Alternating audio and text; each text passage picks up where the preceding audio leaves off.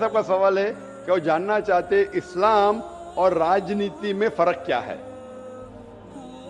اسلام آتا ہے اللہ سلام سے، جس کا معنی امن، اور کوئی بھی انسان اگر اپنی زندگی اللہ سبحانہ و تعالیٰ کے احکامات کے مطابق بسر کرتا ہے اسے کہتے ہیں مسلم۔ اسلام مطلب امن حاصل کرنا اللہ سبحانہ و تعالیٰ کے احکامات پہ عمل کرنے کے بعد۔ راجنیتی ہے جسے کہتے ہیں انگریزی میں پالیٹکس۔ پالیٹکس سے کس طریقے سے راج کو چلانا، راجنیتی کس طریقے سے راج کو چلانا، کس طریقے سے ملک کو چلانا، دیش کو چلانا۔ اسلام ایک مکمل دین ہے۔ اسلام has the solution to all the problems of humanity۔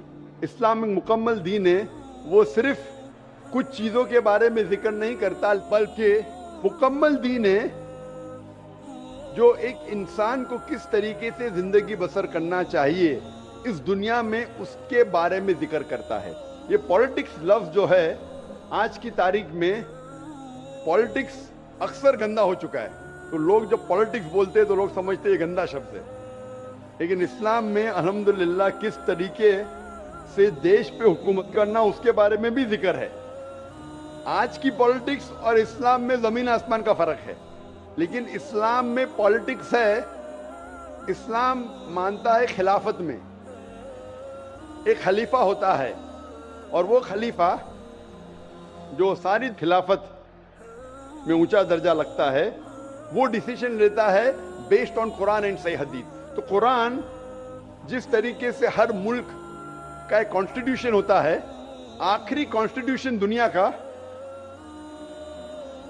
یہ قرآن از دا ورلڈ کانسٹیٹیوشن، ساری دنیا کا کانسٹیٹیوشن قرآن ہے۔ کس طریقے سے زندگی کو بسر کرنا چاہیے، کیا چیز فرض ہے، کیا چیز حرام ہے، کیا چیز مباح ہے، اس میں ساری ڈیٹیل ہے۔ اور اس کی جو تشریح ہے یا تفسیر آپ بولیں گے وہ ہے صحیح حدیث، اللہ کے رسول کی صحیح حدیث، جو اللہ کے رسول نے کہا، جو صحیح حدیث ہے۔ یہ دونوں کو لے کے اگر آپ ملک یا دنیا کو چلائیں گے تو یہ اسلام کے مطابق چلیں گا اور ہمیشہ انشاءاللہ دنیا میں امن رہے گا۔ افسوس کی بات ہے کہ آج دنیا میں ایک بھی ملک نہیں ہے جو میں کہہ سکتا ہوں کہ 100% قرآن اور صحیح حدیث پہ چل رہا ہے۔ ایک وقت تھا محمد صلی اللہ علیہ وسلم کے دور میں اور ان کے انتقال کے بعد پہلے 4 خلفاء راشدین حضرت ابو بکر، حضرت عمر، حضرت عثمان، حضرت علی، may Allah be pleased with them all، یہ دور سب سے سنہرا دور تھا۔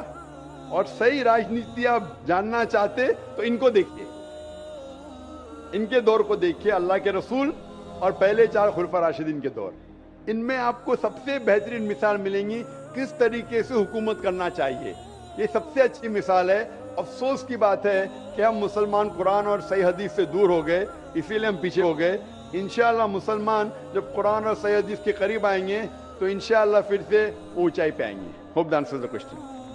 عرب تھے ریگستان میں رہنے والے، 2 سپر پاورز، ایک طرف رومن ایمپائر، دوسری طرف پرشین ایمپائر، ان کی تو حیثیت ہی کوئی نہیں تھی۔ دیکھتے دیکھتے یہ لوگ، اور دیکھتے دیکھتے بھی آج کل کی دنیا میں تو دنیا تیز چلتی ہے، اس زمانے میں تو اونٹ پہ سفر ہوتا تھا۔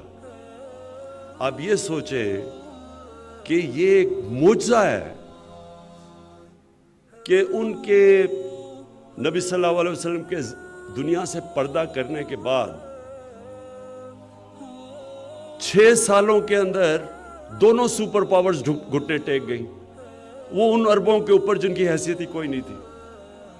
تو اس کو ہم نے سٹڈی کرنا ہے اور اپنے نوجوانوں کو بتانا ہے، بچوں کو بتانا ہے، اسکولوں میں بتانا ہے، یہ فینومینا کو سٹڈی کریں۔ یہ ہم اس کو نہیں سٹڈی کرتے، ہم اس کو صرف جمعے کے خطبے میں ہم سن لیتے ہیں۔ یہ ہمارے بچوں کو نہیں پتا اس چیز کا، یہ تاریخ کا حصہ ہے۔ ہمارے نبی صلی اللہ علیہ وسلم کی زندگی تاریخ کا حصہ ہے۔ ہمیں پتہ ہے کب پیدا ہوئے، کب ہجرت کی، ہمیں سب پتہ ہے، کب جنگ بدر تھی، احد، خندق، یہ سب یہ تاریخ کا حصہ ہے. کوئی اور پیغمبر کی زندگی تاریخ کا حصہ اس طرح نہیں ہے. اس لیے ہم سٹڈی کر سکتے ہیں. اور اس کو جب میں یہ کہتا ہوں کہ ہماری یونیورسٹیز میں ریسرچ ہونی چاہیے، اس کے اوپر باقاعدہ بتانا چاہیے، اس کو سمجھنا چاہیے فینومینا کیا تھا. یہ تاریخ کا حصہ ہے کہ وہ جو مدینہ کی ریاست تھی اس کے اوپر 1000 سال تک مسلمان دنیا کی سب سے عظیم قوم بنے رہے. 700 سال تک سارے دنیا کے ٹاپ سائنٹسٹ مسلمان تھے. یہ تاریخ کا حصہ ہے. یہ ہمارے بچوں کو نہیں پتا. ہم آج موبائل فون آ گیا ہے، بہت بڑا چیلنج آ گیا ہے ہمارے معاشرے پہ. جس طرح کی چیزیں موبائل فون سے آ رہی ہیں، اگر ہم نے اپنے بچوں کو نہ بتایا کہ ہم کیا ہیں، مسلمان کیا ہے، صرف یہ نہیں کہ ہم گھروں میں پیدا ہو گئے تو ہم مسلمان ہیں. مسلمان سمجھیں کہ تاریخ کیا تھی آپ کی، کیا وہ چیزیں تھیں جو ایک زمانے میں ہم اوپر گئے اور پھر کیا وجہ تھی کہ ہم نیچے آ گئے. یہ علامہ اقبال جو میں سمجھتا ہوں کہ ایک ایسے اسکالر تھے، آج بھی آپ ان کا فلسفہ پڑھیں، ان کی جو ریسرچ پڑھیں، مغربی سویلائزیشن کو بھی وہ سمجھیں، اپنے بھی دین کو، تاریخ کو، اسلام کو. انہوں نے جو باتیں کی ہیں آج بھی آپ پڑھ لیں، ایسے لگے گا کہ آپ لکھ رہے کوئی. کیونکہ وہ تب سے وہ سمجھ گئے تھے کہ مسلمان کیوں نیچے آئے ہیں اور اوپر کیسے جانا ہے انہوں نے. اور علامہ اقبال نے بار بار یہ کہا کہ جب مسلمان گرتا ہے تو وہ مدینہ کی ریاست کے اصولوں سے دور چلا جاتا ہے، اور جب بھی مسلمان قوم اٹھی ہے ان اصولوں کے اوپر جانا شروع کر دیا.